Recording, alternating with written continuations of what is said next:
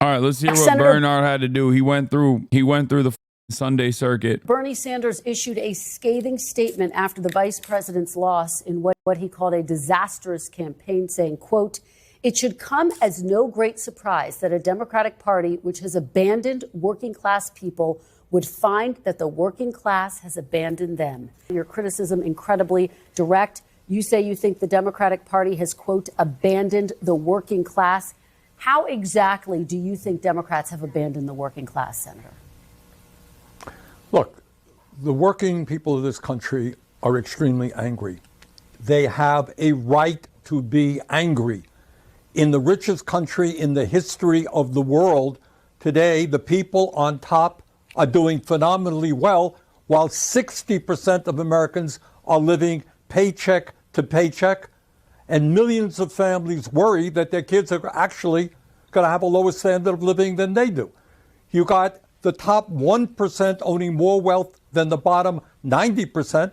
We're the only major country on earth not to guarantee health care to... Quick, put some numbers on the board to talk about how things are actually great, like the GDP and the stock market performance, so that we own Bernie in the marketplace of Reddit. I promise, if we just keep talking about the vibe session. Sharp reaction as well. This is what Speaker Emerita Nancy Pelosi had to say. Take a look. I'll get your reaction on the other side. Bernie Sanders has not won.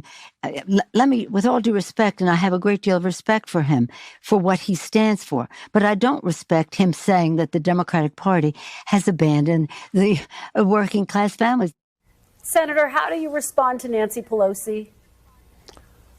Well, Nancy is a friend of mine, and we've worked together on many issues. But here is the reality. I have to say to Nancy, in the Senate in the last 2 years, we have not even brought forth legislation to raise the minimum wage to a living wage, despite the fact that some 20 million people in this country are working for less than $15 an hour. In America today, we have not brought, in the Senate, we have not brought to the floor the PRO Act to make it easier for workers to join unions. We're not talking about defined benefit pension plans so that our elderly can retire with security. We're not talking about lifting the cap on Social Security so that we can extend the solvency of Social Security and raise benefits. Bottom line, if you're an average working person out there, do you really think that the Democratic Party is going to the mats, taking on powerful special interests and fighting for you? I think the overwhelming answer is no, and that is what has got to change. Senator, let me zoom out and just... Dude, I'm seeing Lebanon libbing out pretty hard. I used to love you, Bernie, but I'm so disappointed you're validating hate. This is just wrong. Bernie, I love you, but not now. Work on recounts. Democrats lost because they refused to acknowledge Palestine. Okay, that's fair. You can't ignore the country's deep-seated racism and misogyny. Those comments are so out of touch. Agreed. Also, Bernie would have beat Trump in 2016. Okay, that's not bad. How when Harris spoke of her policies to make the economy better for us and to provide more opportunities for people who purchase homes, etc., we lost because people don't want to see a black woman become president. Like, you are not hearing anything. If that is your analysis of the circumstance, if that's your analysis, you're not hearing anything. Television Man told you $50,000 in tax cuts for small businesses is good, and that's like solid economic policy. So you're like, what do you mean? Everybody said that that was like the best possible thing to say, and I don't understand it. Like, it doesn't make sense. You misspelled white supremacy, but go off. No, Bernie, Democrats lost because the majority of Americans have lost the ability and the interest in telling truth apart from fiction. It's that simple. It's sad because like there's so much that is somewhat correct in this assessment, but that's just the table. You know, you can't demand to play a different board game when you're playing Monopoly. Okay, you can't be like, well, I think we should play as though we're playing Risk. No, man, you're playing Monopoly. Play by the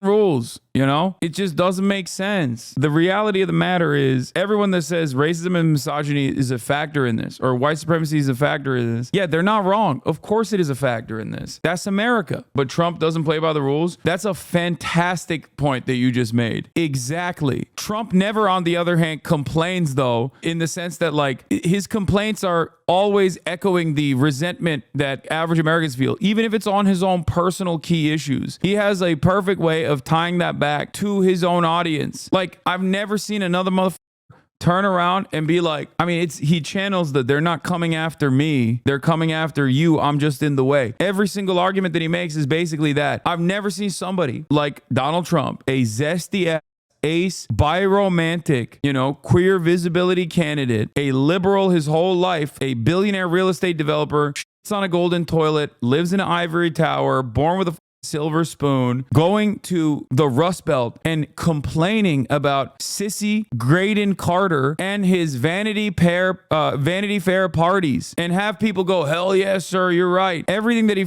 complains about, people think he's like on the liberal elite. I feel like if Kamala Harris ran and was like consistently talking about how racist and white supremacist America was, that would be objectively depressing for her own turnout. Yeah, we're talking a lot about the economics. You've talked about how the Democratic Party is out of touch when it comes to economic issues. Some Democrats are saying it's not just economic issues, it's cultural issues as well.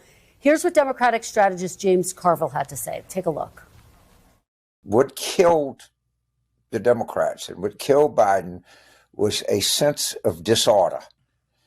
And part of the sense of disorder was the unfortunate events of what I would refer to as the woke era.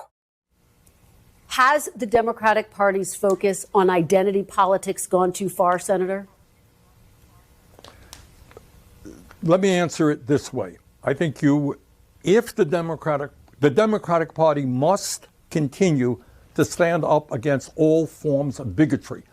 And Democrats should hold their head high in saying, we led the fight for women's rights and to protect the woman's constitutional right for abortion. We led the fight for civil rights, for gay rights.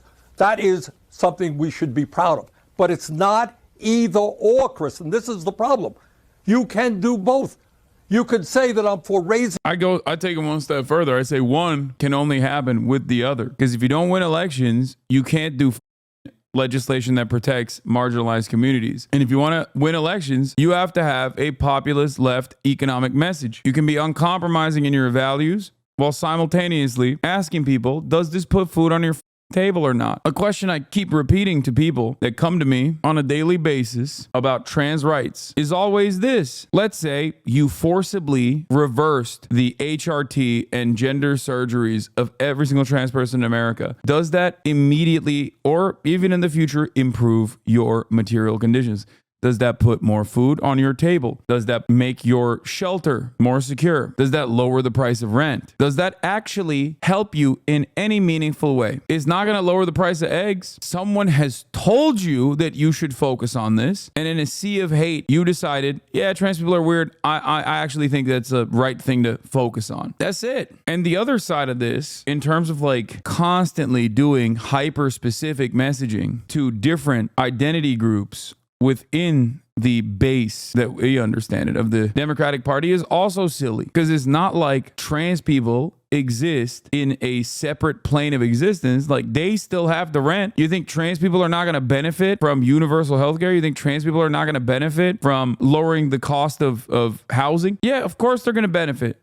Same with black people. Same with Latino people. This is why left economic populism is very successful. You fight the battles that you have to fight to defend trans people, while you simultaneously offer everyone something that gets them on board. You say Medicare for all means for all. It means for you, and it means for trans people too. There's no world where we're like, nah, we're going to gut this. Fuck that. And I know that you heard President Biden and Vice President Harris tout over and over the record of supporting workers, helping the middle class, some of the things that you were instrumental in helping pass, like lowering the cost of insulin. You saw the president walking a picket line. They forgave student loan debt as much as they could. You said yourself in July that he had a strong record, which you just repeated here. So it sounds like it's not maybe as much about policies and more about messaging and communication. It's not messaging, Donna.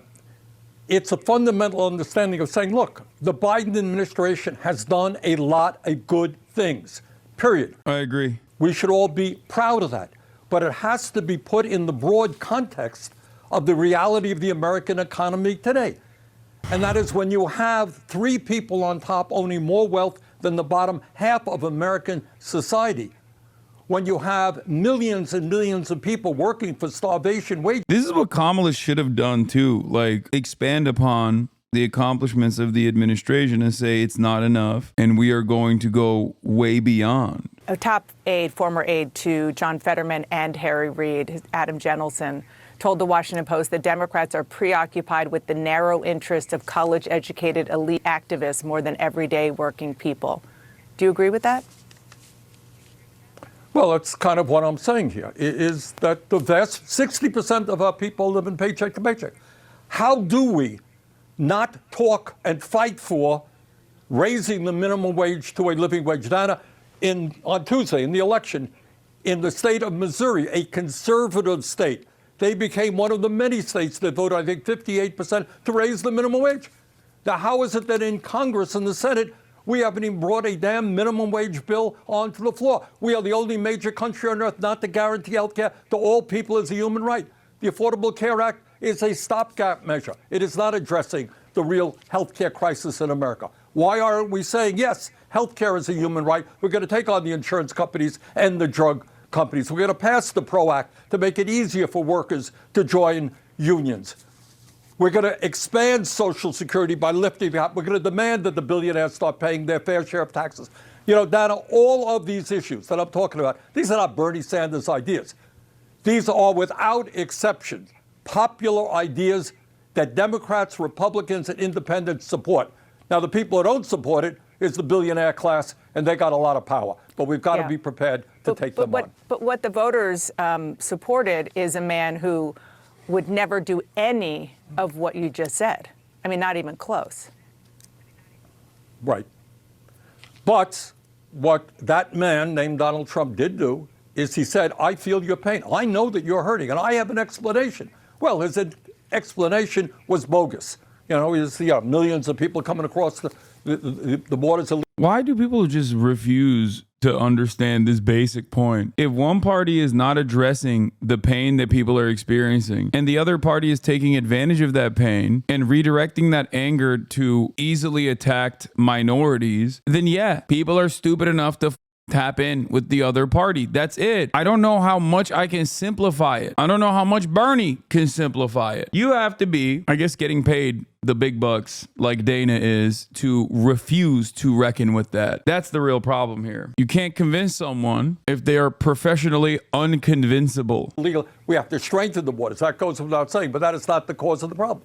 The cause of the problem right now is to have a small number of people on top who have enormous economic and political power. How, for example, can the Democrats not say, look, we got to get rid of the Citizens United?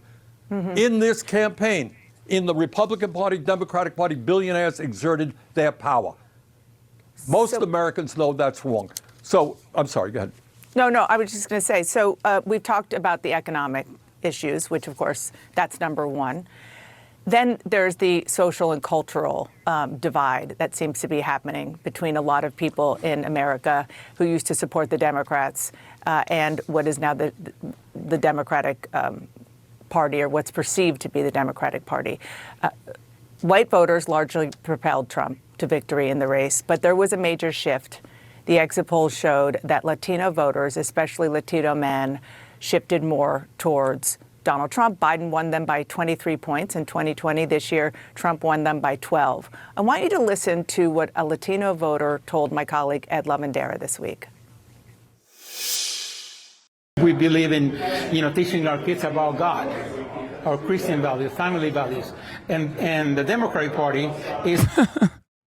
Hey, Bernie, I know you just described a lot of stuff, but what do you say to this insane person? It's like, yeah, man, people are still going to vote Republican, Nobody said if you do this, nobody is making the argument that if you run on improving people's material conditions, that there aren't going to be people that are still nah, f that, I hate that, Yeah, there will still be people who vote against their best interests, especially after they hear, yo voy a votar por Donald Trump. Embracing all the woke, left-leaning ideas that it doesn't go with our values. Do you think it's the Democrats pushing Latinos to Trump, or is it Trump bringing in Latinos? I think more Democrats are pushing Latinos to Trump. What do you think of that? Well, what I think is that Trump, Like, dude who probably gets bullied by his immediate Latino coworkers who also voted for Donald Trump, is not exactly the median Latino voter. Like, that dude in his workplace is getting bullied by other Latino dudes who also voted for Donald Trump. And you're over here being like, well, what about this insane guy? Like, look at him. Bernie should be like, look at this man. Do you think that he's got everything right? He's wearing Donald Trump's hairpiece in a visor, and he went and purchased a sticker to slap on the brim of the visor.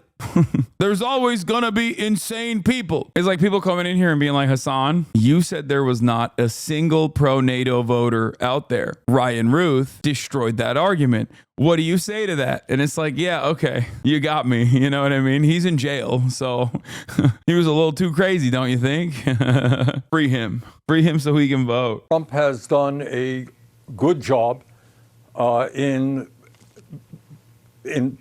claiming that Democrats do nothing more than the woke agenda.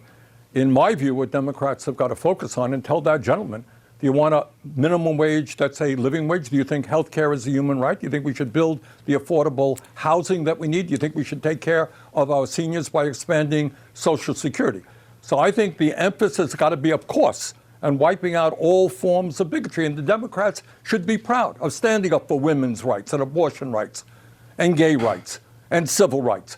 But the emphasis got to be is to make it clear that we are prepared to stand with the vast majority of the people, many of whom are falling further and further behind, while the people on top do phenomenally well. That's a message that, in my view, will resonate with the Latino community and the entire working class community. Let me give one example, perhaps, of this kind of dynamic that we're hearing about. Joe Rogan, very popular podcaster, he endorsed Donald Trump in the final days of the election. 4 years ago, you went on his podcast. You got a lot of blowback for doing that and for touting that he endorsed. Yeah, Dems are annoying. What else is new? They love weaponizing identity politics cynically to smear people. Dana knows all about that, by the way. I mean, she does that on a daily basis. Whenever people are like, hey, Dana, it's kind of wild how much you support Israel. That's like pretty weird. Seems like you're pro-genocide. They're like, wow, this is the most anti-Semitic thing I've ever heard. You. So is this the kind of example of Democrats perhaps shunning or vilifying people who don't totally agree with them? Yeah, I think that's fair enough. Look, you can have an argument with Rogan, agree with him, disagree with him, but what's the problem going on in those shows? It's hard for me to understand that. So I think we've got to get, and clearly you have an alternative media out there, a lot of podcasts that have millions and millions of viewers. Yeah, Joe Rogan endorsed Bernie Sanders. So in the words of Ryan Grimm, Mehdi Hasan, myself, and many others, we did have a Joe Rogan on the left. His name was Joe Rogan. Get on the show. Disagree with you here. I agree with you there. I don't see a problem in doing that. And you're right. I got vilified by some of the Democratic establishment because I went on Rogan's show. Now a lot of other people are doing just that.